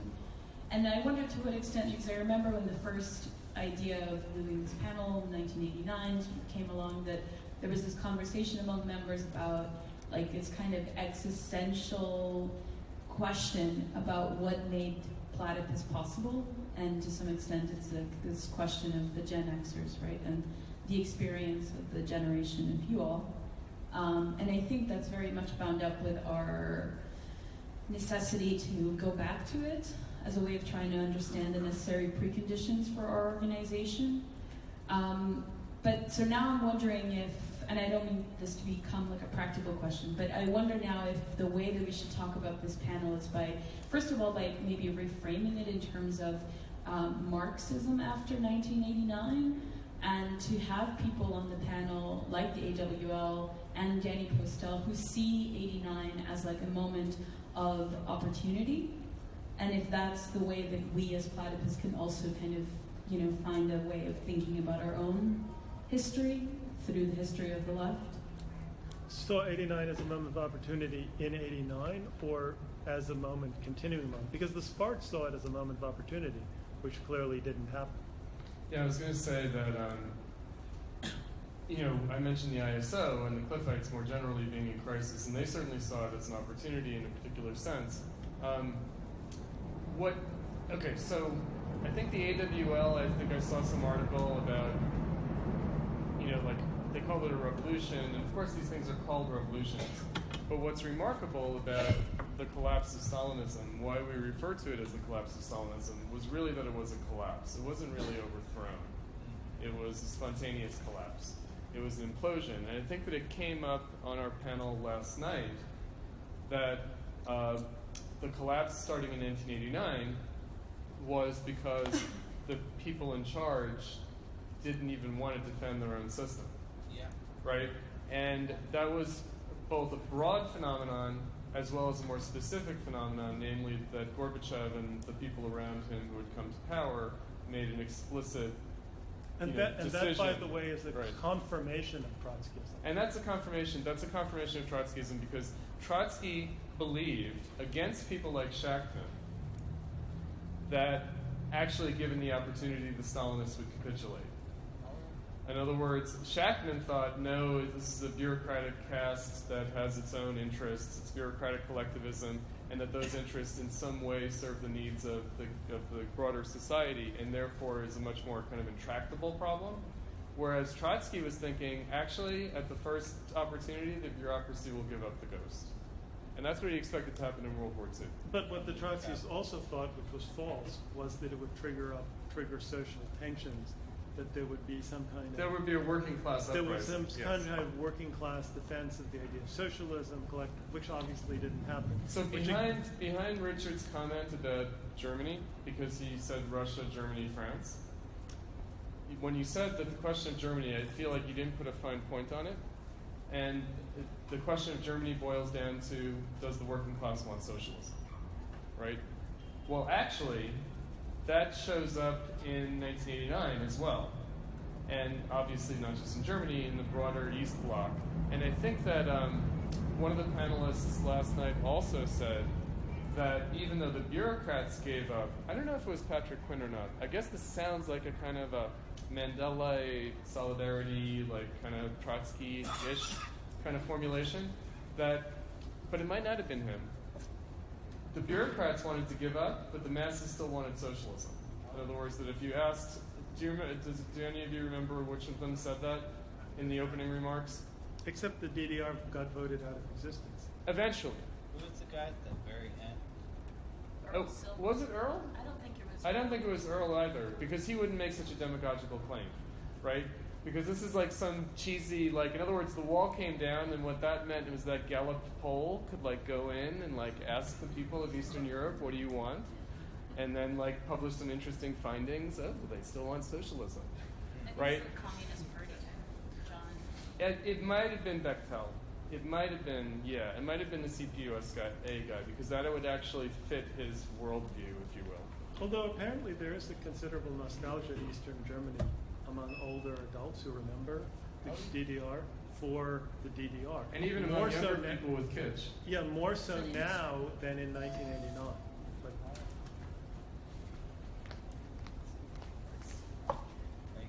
So, I think that one of the things about Trotskyism that is really noticeable, just for me, experiencing it, fairly recently, I was involved a little bit with the United States Socialist Workers Party. Before that, I was maybe a little bit of like tanky or kind of like this kitschy nostalgia. But I met Trotsky, and I was like, okay, well that makes sense. Like Stalin's clearly a bad guy, right? I mean, you can't really justify all this. But the thing is, the Socialist Workers Party never really had a good explanation of Stalin at all. It was clearly this trauma. They were just like, everything was great, Lenin was great, the revolution was great, and then this evil bastard came along and just killed everybody, and they really hated Stalin, but they didn't really have any explanation of who he was. And so I think in Platypus, that's one of the things that appealed to me, is like there is this kind of attempt to explain what Stalinism is, and it's not merely rooted in authoritarianism or like violence or like sympathy for Hungarian nationalism, which is not I'm a gypsy, I'm not a fan. Anyways, but it's like, and so I think there's that deeper analysis of Stalinism. But I guess my question would be, and this is almost like the question that students would ask Adorno in a sense, is Adorno's like critique of their activism. I think they might say like, is that you capitulating to like an inability to deal with Stalinism and all these traumas of the 20th century? You're just kind of like throwing in the towel. And of course, that is something people would say of Platypus or other kind of hard leftists too, for being ambivalent about like going to the next protest and whatnot. So that's kind of that was the point of my Lucien Goldman anecdote. That it's sort of the tragedy of the sophisticated intellectual who's embracing a kind of stupid action, but then the opposition to that itself is kind of neoconservative. I was just saying about the Socialist Workers' Party, if you read stuff from the 30s and 40s, it's totally different. It was not always that party. Right, originally it was Trotsky's party, but actually I think that Bryce's question is an occasion to put some pressure on you to explain what you mean when you say that you don't find the explanation. So if there's an explanation for Stalinism that Trotsky and Orthodox Trotskyism has, namely that Stalin is it's opportunism, it's capitulation, reformism, liquidation. I mean, in a sense, there are some obvious inadequacies of that explanation, and yet I would like you to put a finer point on what, to your mind, those inadequacies are. So, again, there's several aspects to Stalinism. So there's the problem of Stalinism as politics in, outside of state, Power. outside of power, right? And particularly like Stalinism in the Italian Communist Party or the French Communist Party post-World War II. Basically, they act like social democratic parties, but they have certain weird things about the Soviet Union. But you can understand them essentially as acting in the same way as the Social Democrats. Yeah. I think the problem is when you try to understand, and I think the Second World War is a fundamental dividing line in the history of the 20th century, and you try to understand the meaning of that conflict and then the Cold War. I think that, and the expansion of Stalinism. In other words, You mean the victory? Well, because Stalinism justifies itself as winning World War II. Right. In other words, that's its ultimate justification, and you can understand that actually. Yeah. In the sense that before World War II, the amount of popular support that they enjoyed might have been in doubt, right? But well, after in some countries like Germany, there would have been more support. But what I'm saying is not about the support, but the theoretical assumption, right? In other words, if you look at how Stalin takes power, again, it's the centrist quality of Stalinism. In other words, Stalinism does seem to me different from classical reformist social democracy. So if it is a form of reformism, or even if you describe it as a form of Bonapartism, it has certain sui generis character. And when I emphasize inadequacies, again, like the dominant tendency in Trotskyism on the left is which side are you on, right? And what I'm trying to emphasize is a kind of coldness of analysis, a question of, does this really theoretically explain the facts? Does the type of analysis that the Sparts have really explain the kind of stuff that was going on in the Vietnam War? Does it explain a phenomenon like the Khmer Rouge? Does it explain the failure, North Korea, right? And there are problems there, right? Does it explain even the way so it's not just a question, for example, of could Trotskyists in the Soviet Union in the 20s have stopped Stalinism? You could easily say, well, no, they couldn't have. But then how do you understand the failure of Trotskyist politics, say, in the United States, right? Yes, you have a rival Stalinist party, but that's not really the obstacle that Trotskyists faced. It doesn't explain why in the most advanced capitalist country in the world, if Marxism and Leninism are true, why did Trotskyist politics have this tiny purchase? Yeah, so you just talked about the collapse of the Soviet Union and the leadership not wanting to continue. And I think that was raised on the panel actually with reference to a crisis of confidence in Marxism. That it was this kind of ideology that they said, we don't know anything about the economy. And these are the people who are supposed to know so much about forces of production. I think that's what the panel said. And another comment was made on the panel about generation today not having this potential even to imagine that there's another possible world because that an older generation's had because of the Soviet Union, however terrible it was. And I think of people like Cliff Slaughter, or even Mushpo Stone and the Spartacist League, that when the Soviet Union was existing, the people who decided to reconsider Marxism were able to do so in a much more robust manner than any attempt to do so since 1989. That the attempts to return to Marx since 1989 have actually lacked the strength of some of those figures of the 60s and the new left.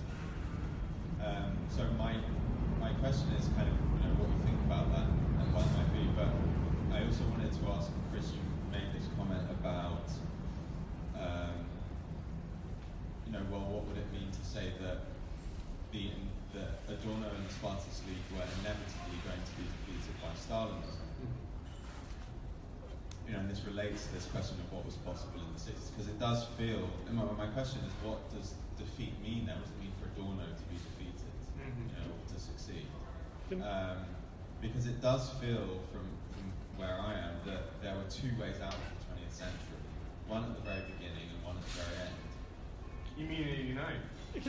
Well, it just ended, and now we're in a totally new kind of weird world in a way. Can I just make... Hold on. But at the same time, there seems to be this question about the exit in the middle. You mean the 68? Or 60s, yeah. More general. The new left moment, like post-56. Why they had a more robust return to Marx. Can I just make a brief comment about Stalinism? There are two faces to Stalinism. There's a heroic but also terrible Stalinism, and that's the heroic Stalinism that defeated the Nazis. 30s It's also the Stalinism of the Gulag and the worst repression. The purge. But the Stalinism that actually collapsed was a gray and banal Stalinism that wasn't terrible, but was completely uninspiring. And part of the appeal of Maoism and neo-Stalinism is a kind of distant recognition of that and a longing for the terrible but heroic Stalinism. Let me say one thing about specifying our object. It's actually a pet peeve of mine. I have several. Right, so I don't like when people say reactionary when they mean reactive. I don't like when people say that voluntary organizations should be organized like states. I also don't like when people say Stalinism and they are referring in a conflationary sense to a ideology and political regime and a country. In other words, the Soviet Union was not Stalinist. The government of the Soviet Union was Stalinist. The Communist Party of the Soviet Union was Stalinist. The Soviet Union itself was not Stalinist. And I think that, in fact, the opacity or the difficulty and the inadequacy of explaining Stalinism that Richard refers to actually refers to explaining the Soviet Union as a country, as a social reality, not the regime. Because the regime is pretty explicable. In other words, the regime really is like a Bonapartist authoritarian party. Like, that's pretty straightforward what the communist parties were and what their governments were like. But the countries that they ruled are actually a much deeper question. And so the real issue is, what kind of potential did those societies represent? Because the political regimes didn't have any potential whatsoever, right? They were more or less exigent, kind of patchwork, repressive, and very opportunist. They kind of, did anything that worked, essentially. It was, as Kolakowski said, pure tactics. But the countries were social realities. They were, actual people organized and reproducing themselves. Again, Right. Okay, I take Chris's point, and it's a terminological problem that it does trip us up. But I think there are three historical periods and three phenomena, right? There is the original Stalinism, right? And all Stalinism originated from the social crises caused by capitalism in the 20th century, right? But the original crisis, the crisis of the First World War and the Bolshevik Revolution, right, was also a crisis that had great progressive potential. So that's the original Stalinism, which is then the degeneration of something. The second wave of Stalinism is the Stalinism that comes from the expansion, the victory of the Red Army over Nazi Germany, and then the victory of the Maoists in China and a few other places. And that's a Stalinism that is also the product of social crisis, namely the Second World War, but which does not at any point seem to have any emancipatory potential. Notice he's making the conflation. What you mean is, right? You're doing the exact thing. But what you mean by the shorthand Stalinism is, I think it's just a way of skirting the terminological problems of Trotskyism, deformed worker states. Yeah, that is, it is. Right. But also because at the same period, right, you have people living in countries that are not occupied by the Red Army, advanced capitalist societies like France and Italy, where you have mass communist parties that are ideologically Stalinist. And you ask, why are those people ideologically Stalinist? And they're integrated into the Gaullist state. And they're integrated, exactly, completely into bourgeois society. So I accept Chris's point about the terminological point, and I agree with him, although it's hard when It's hard not to use the language. It's hard not to use the language. But in terms of the problem of the states, right? And again, now in the 21st century, when we're talking about neo-Stalinism, we're not even talking about actual social crisis that is likely to lead to any kind of mass Stalinism. We're talking about some pathology of resistance. We're talking about the left. We're talking about micropathologies of the left, of people who, in a spirit of resistance, are either drawn towards anarchism or some kind of anarchoid policy, or straightforward sub-social democratic politics, or as a kind of obscure recognition of the 20th century, they embrace this idiotic tankyism. They embrace deliberately as a kind of both nostalgia and provocation simultaneously. Well, yeah. Well, just to offer like a little bit of why I might have been, why it had appealed to me as just like very young is like, one, there's that kind of like in America or the West that's kind of anti-establishment to associate. But then I think the other thing that basic Stalinist propaganda would tell you is, why does the Soviet Union or why does Stalinism have a bad rap? Because of that media propaganda. And who owns the media? Rich capitalists, and the government, controls it too. It's a kind of bad anti-neoliberalism. Yeah, I mean, it's like if you believe in it, it's solid. It's like everything bad you hear about Soviet Union or Stalinism, that's just capitalist propaganda. What Chris said about Postone, it's the same psychology. It's just the most vulgar version of it. Let me say one thing just to make a pitch for the summer reading group. So the summer reading group is going to address this, but not in an unmediated way. In other words, we're not going to do a kind of Sheila Fitzpatrick everyday Stalinism kind of thing. We're rather going to do it through, mostly but not exclusively, through Isaac Deutscher's writings on post-World War II, deformed worker states, actually existing socialism, whatever you want to call it, post-capitalist countries, because I think that's his phrase. He doesn't call them socialists, he calls them post-capitalist. And mediated because he's going to be addressing the political regimes, but he's going to be addressing the political regimes in terms of how they're trying to manage the countries that they're trying to manage and all the foibles involved therein. And I think it will be helpful. And we will, of course, deal with Trotsky's "What is the Soviet Union and where is it going?" otherwise known as "The Revolution Betrayed." But the subtitle is the more sober, scientific, phraseology. Which is, okay, what is this thing we're talking about? Because again, the question was not what is this regime? The regime is clearly what it is. But what is this country? Other questions? I had a question.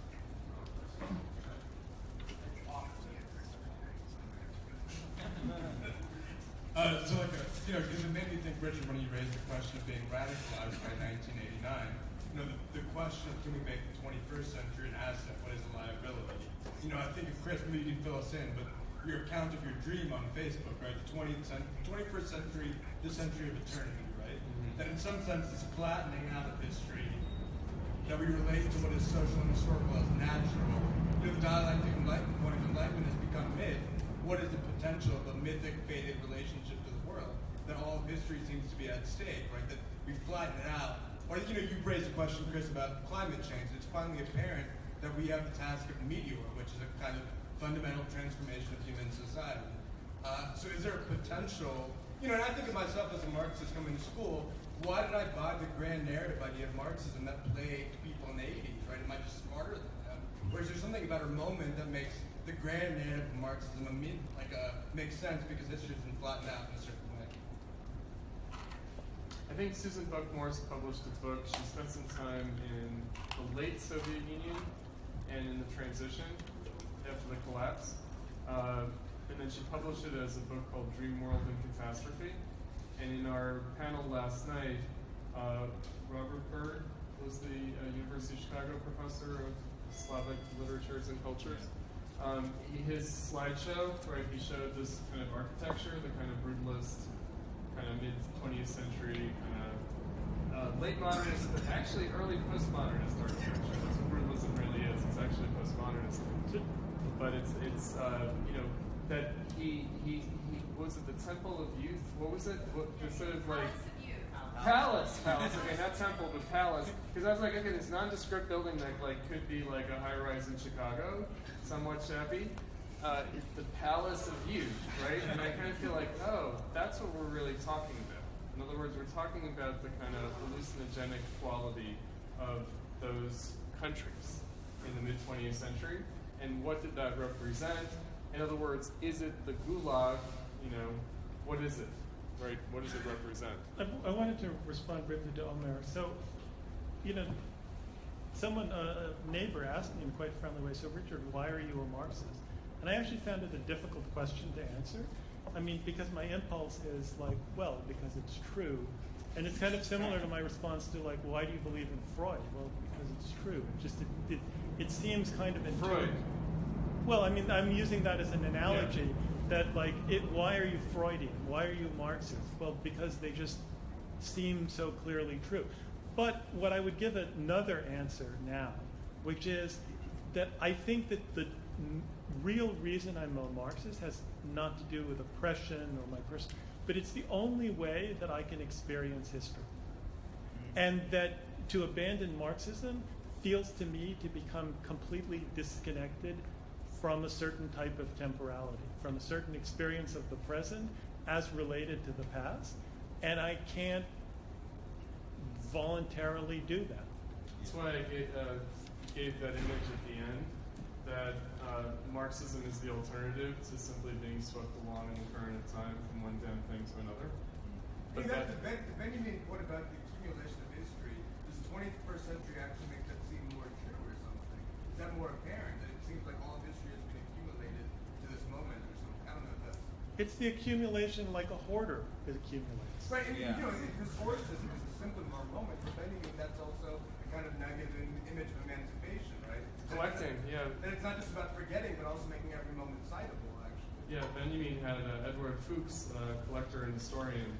What would have been called a hoarder was actually, for him, the model of the historian in a positive sense. Platypus is like Marie Kondo. We help you. Yeah, the problem is that all my stuff gives me joy. Right? So it's like, does this give me joy? Does that give me... Actually, it all does. But I was Chris is super neat. I was going to say that Richard's point about making sense of history, that Marxism might help us make sense of history is one thing.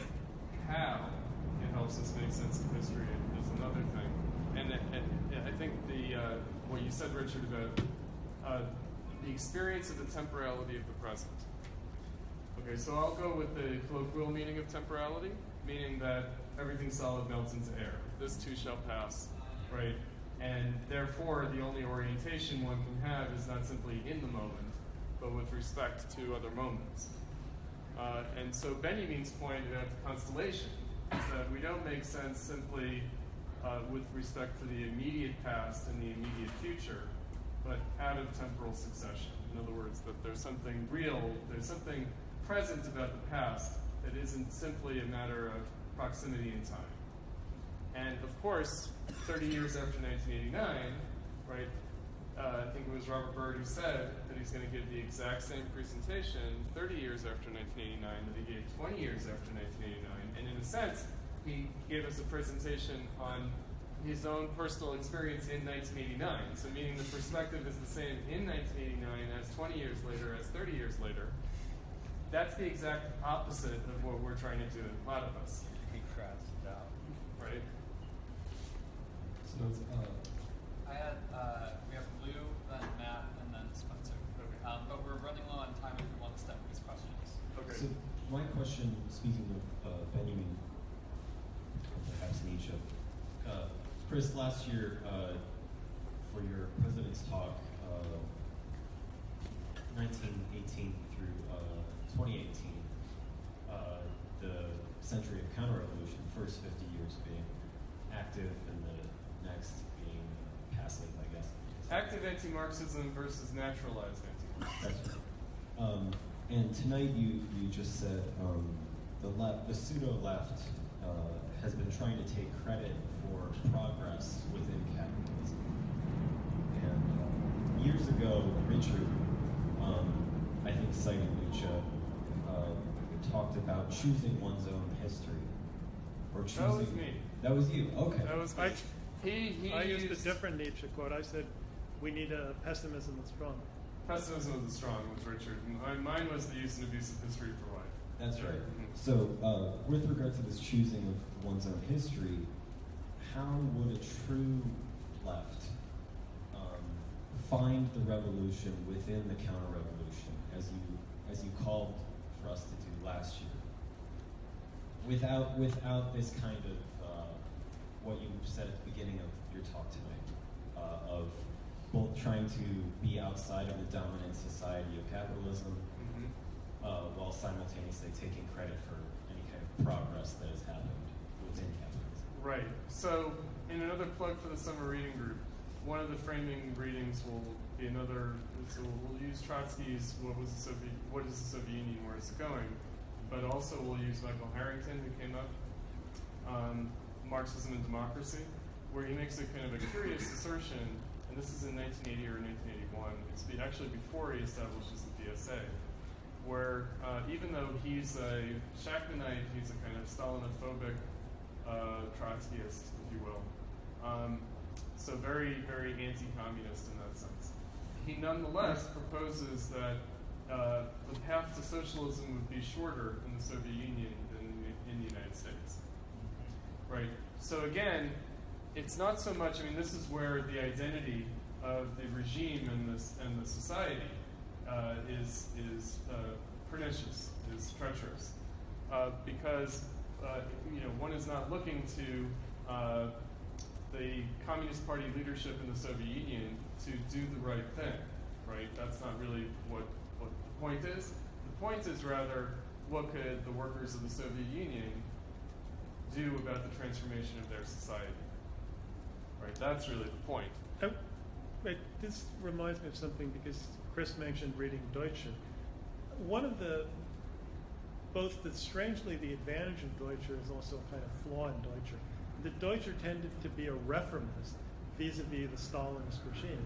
So unlike the typical Trotskyist line of calling for political revolution, he tended to emphasize the idea that these regimes could sort of self-reform themselves and kind of peacefully achieve a kind of democratization, right? So in that sense, his break from a more orthodox Stalinism, from Trotskyism rather, came in the direction to some extent of what was seen at the time as a softness towards Stalinism, right?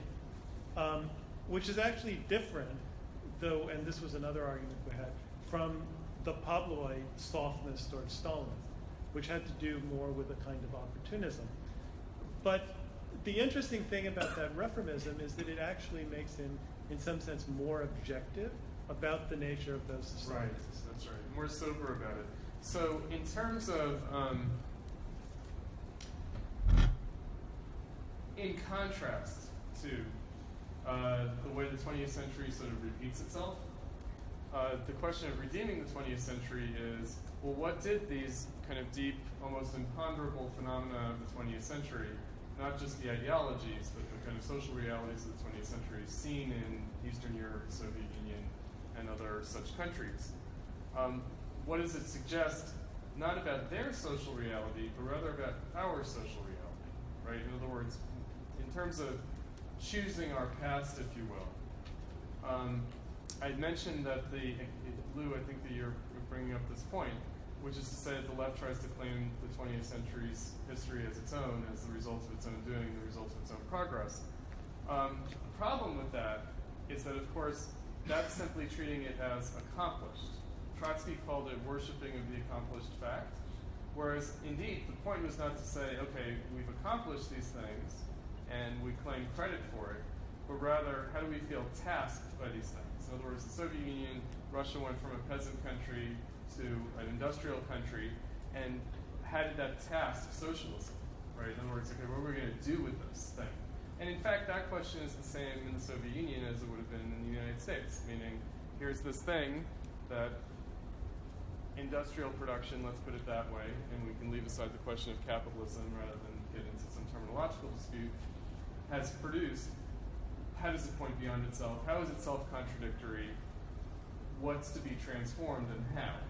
And that's when we're talking about choosing our past, what we're really talking about is how do we grasp what exists, right? What aspects of what exists, that's what the past signifies. The past signifies what's important about what exists. One of the things I want to emphasize about the classical Trotskyist analysis of Stalinism was its emphasis on its contradictory character. And it was actually that contradictory character that, at least to me, was revealed by 1989 in an extremely clear way. And what was astonishing to me was not that, but that it was not revealed to 99.9999% of the human race that was paying attention. For the sake of time, let's get 3 questions going. Matt, Spencer, and Nate. Richard, you had said that you didn't think that Stalinism was simply Bonapartism.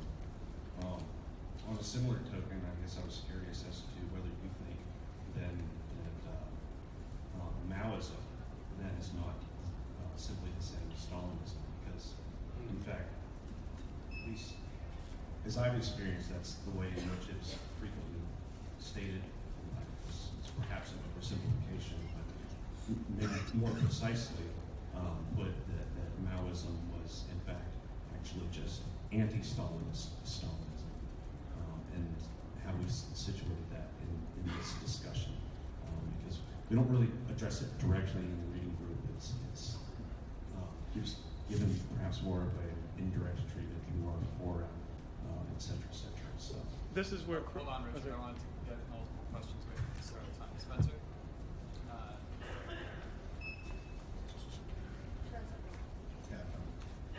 Pass that one. I wanted to raise something from Chris's presentation that maybe hasn't been raised, which is the issue of platypus in this history. Because in a sense you narrated the moment of platypus, right, as one of a kind of fruitful anarchism, agnostic relationship to Marxism, the question of the new SDS, and the old SDS is authorizing that by saying don't make the mistakes that we made. Whereas over 10 years on, we're talking about the millennial generation in a sense repeating the experience of the baby boomers with respect to the Clintons, with respect to Danny Cohn-Bendit, neo-Stalinism. And I guess, to me, the force of that is talking about the second decade of platypus.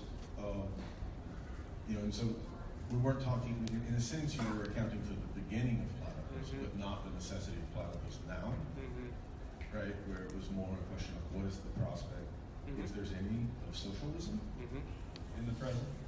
And with respect to Richard, how does the over decades long existence of platypus change, or is it incorporated into your remarks? Right? How is it different from, in a sense, the reflections that you had coming out of your experience of 1989? Right. So maybe kind of going a little bit off of what Matt said, another way of maybe talking about it too would be like if there's the Russian, German, and French problem, is there like how does like the Chinese problem, so to speak, how does that like fit in with that, etc. Would be like another way of kind of getting at that question too. And then a very quick comment that something that you mentioned kind of in passing, Richard, about kind of like the tanky, like sort of tanky phenomenon and people looking to that. The thing though about that is that, you know, at the same time, absolutely every single person I've met, due to various reasons, I've had much more contact with such people in recent years, like, you know, in terms of the kind of like default kind of practice and how they think about like what to actually do in terms of activity is very much still just part of kind of like anarchoid kind of default. So Dan was raising too. Yeah, and they don't even recognize that as like a contradiction or kind of like problem. So, you know, it is kind of at this weird aesthetic level, but like even that connection that they feel to that or want to feel to that doesn't actually pose a problem to them in terms of like stuff that they're like actually doing, which kind of just accept the kind of standard kind of current on the left kind of like kind of anarchoid. I'll let Richard answer Matt's question about Maoism, but I want to make a quip first. My quip about Maoism is that white people don't like to call brown people Stalinists. No, in all seriousness, Stalinists are white, right? And so Maoism is there as a way of saying they're not Stalinists, right? Exactly. Because when I was in college at Hampshire College, which might go out of business as quickly as the ISO has, in fact, no, it's right in the middle of something right now. The president quit today. Oh, very good. Okay, so the dominoes are falling. You know, I had professors who were, you know, white, baby boomer, new leftists, one lesbian woman, one straight woman, one Italian, one Jewish, right? And I said, Carol and Margaret. Yeah, Carol and Margaret. Now is a Stalinist. And they were like, no, he's not. And they didn't really have an explanation for why not, but I knew that it's because he was Asian and not white. Right? And so that's a quip. So I want to respond to Spencer's question, but I'll address the Chinese and the Maoism question. So this is where Chris's distinction between the society or the country and the ideology is very useful. So Maoism means different things. So there's Maoism as a phenomenon in China. Maoist China is a variant of Stalinism in a peasant, backward country. It has its own peculiarities. There's no need for a different way of thinking about it. I mean, the same problem. The question of Maoism as an ideology and how it differs from Stalinism, Maoism comes as this kind of ambivalence about Stalinism, right? Western Maoism, which is different from maybe Third World. It comes from a kind of impulse to break from it that then loses its nerve. It also has this. It's really with the Cultural Revolution. It also has this fundamental ambivalence about authority and authoritarianism. So it has this kind of anti-authoritarian impulse and authoritarian impulse. Because only white people can be authoritarian. But also internally. And I think you see the way that even somebody like Moïse Postone could be influenced by Maoism as part of it. With regard to Spencer's question, which I find the more interesting question, it's something I've been thinking about a lot today. So I've been thinking, well, it's like 10 years ago, or roughly, was the first Platypus Convention. And I'm like, wow, that's a long time, and I've been to all 11. So I experienced Platypus as an educational experience. And I think that's an interesting thing, that it's not just like there are sort of the pedagogues or the older members who are teaching the students. We are learning about kind of the content of our own political thinking. And I think that's a relearn what we know. Yeah, it's not so much like a kind of radical revision as it is that because of the disintegration of the rest of the left, because of the loss of the landmarks, because of the death of people, that one finds oneself freed, right? Freed from one's own thought taboos, freed from the inability to connect other things. I mean, I met Chris in the class of somebody named Iqbal Ahmad, a radical prophet, and radical Pakistani professor, Marxist. Marxist, anarchist, third world. a wonderful man, a really wonderful man who had a great, he had a profoundly wonderful man who had a deep influence on me. And I was reading some of his stuff, and I was like really kind of feeling that I couldn't get the feeling that I had gotten from him, right? In other words, the experience of a historical moment, right, is constantly being relived in one's memory.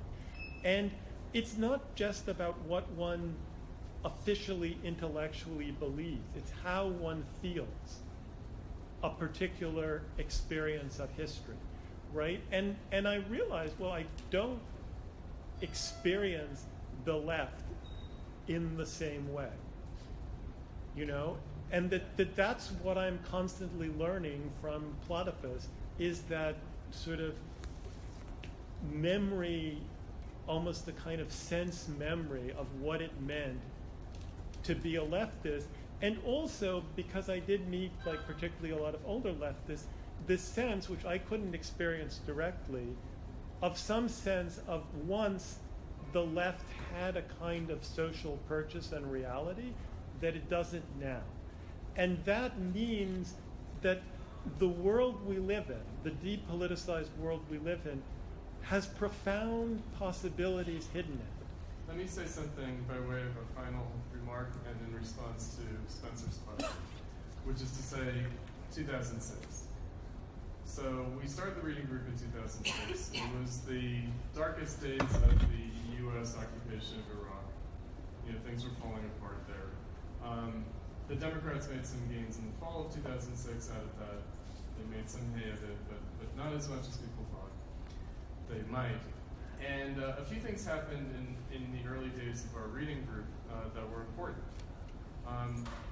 One was the Israeli military attack on Lebanon. So the Lebanon War took place at that time. And 2006 also, Spencer and Sunit were at the Marxism 2006 Cliffite conference in London. And they furiously emailed me saying, "Where's our statement about Platypus?" And so I got out the statement on Platypus, surviving the extinction of the left and short history of the left, and they passed it out at the Marxism conference, and we turned it into a flyer here in Chicago. The chant there was, "We are all Hezbollah," right? Because the Israelis were intervening in Lebanon to attack Hezbollah in particular. And in other words, they weren't trying to destroy the Lebanese state or militarily defeat Lebanon per se. They were going after Hezbollah. And of course, my sense was this has there nothing to do. wasn't much of a Lebanese state. Well, yeah, but nonetheless. So I was thinking, what is the Socialist Workers' Party of the UK doing, saying we are all Hezbollah? And in the United States, of course, the ISO that same summer had their socialism conference, and the slogan there was "We are Hezbollah, we are Hamas." And I thought, what does this have to do with socialism? In other words, these are the massive socialist organizations in the UK and in the United States. They're the largest socialist organizations at the time in those two countries. And what does this have to do with the goal of socialism? Nothing at all. Zero. And in fact is invidious to socialism, profoundly. There was the Immigration Rights March that took place. And that intercepted me on my way down to teach the reading group one weekend and brought tears to my eyes, seeing all the people on the street, all these Latinos in the street calling for their rights as immigrants. And I thought, oh, you know, this is really something. This shows a kind of potential possibility. This is massive. It was massive. Right? And it was like the biggest, right? And it was bigger than the anti-war protests, you know, and There's over 1 million here. right, and it literally brought tears to my eyes. Right, and the STS, the new STS, was founded at the University of Chicago, and a few of us went and attended that founding conference. Look, all of that's a very different moment than today. Yeah. All of it. Right? So the Cliffites are gone. Immigration is what it is now as a political issue, right? Because after all, we know that those demos were turned off by the Democrats. Yep. Right? The Democrats canceled them. And so now we have what we have now, which is this absurd pantomime of political struggle in the courts and in Congress and with Trump. And the Cliffite organizations are gone. If I didn't already say that. And Platypus, and obviously the new SDS long since ceased to exist. Platypus continues. Right? So all the things that